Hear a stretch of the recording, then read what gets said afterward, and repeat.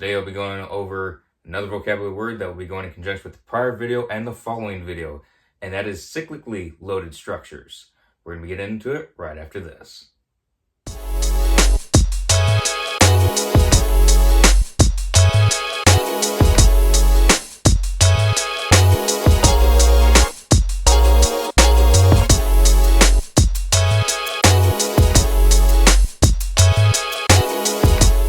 Cyclically loaded structures. So today we'll be using a similar example as last time. We're going to have a platform of some sort.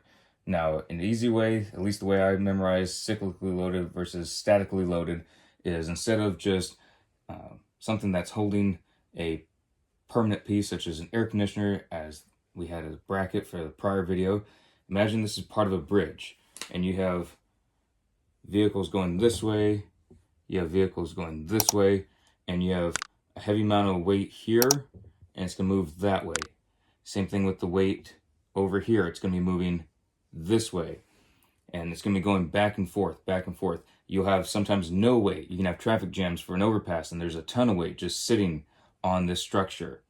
So that's cyclically loaded. It's like a cycle. It can move back and forth between the whatever it's rated for. Just say it's however many tons, to no weight at all. Sometimes overpasses have no cars on them. Other times, rush hour, you have big rigs just lined up and they're sitting there. They could be moving, they could be sitting still. And other times they're going 40, 50 miles an hour on the overpasses. So that is cyclically loaded.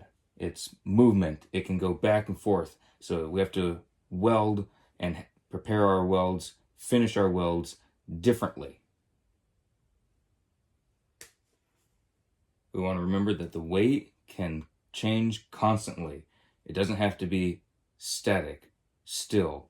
It can be such as a large fuel tank. We could have this as a bracket for a huge fuel tank, water tank. We could be loading it with water, offloading it. It could be part of a vehicle, a trailer. It's loading, unloading. You can have whatever the piece is, whatever it's rated for, however much weight it is rated for, to no weight at all, and it can be constantly changing. There can be a lot of movement. So say this is part of an overpass, part of a bridge. There can be cars, big rigs going across it, back and forth, lots of weight to no weight. It can be constantly changing, and the movement from one side to another, to being directly in the middle, to all over, to none, and it's constant. That's why we have to weld it differently. We have to end our welds differently. It'll be tested differently. There's all kinds of things that will go into this. We'll be going into the difference between the end finishing process of our welds for statically loaded and cyclically loaded pieces, structures, in the next video. Again, this is structural steel. We'll be going over the difference between statically loaded and cyclically loaded structural members in the next video. But remember, cyclically loaded, weight can change constantly, and there can be plenty of movement. Lots of movement even. It can be constant movement, such as it's on a truck. If you have a truck that has a water tank on it, you need to weld brackets for it. The truck's turning, the weight changes to one side. The truck turns another way, the weight slides to the other side. It offloads all the water. It fills the water tank up. It can be constantly changing. So cyclically, imagine there's a cycle of some sort. It's just constantly moving, almost like a pendulum. There's a cycle to it. It's going to go back and forth. It's very applicable for this. That's what this is used for.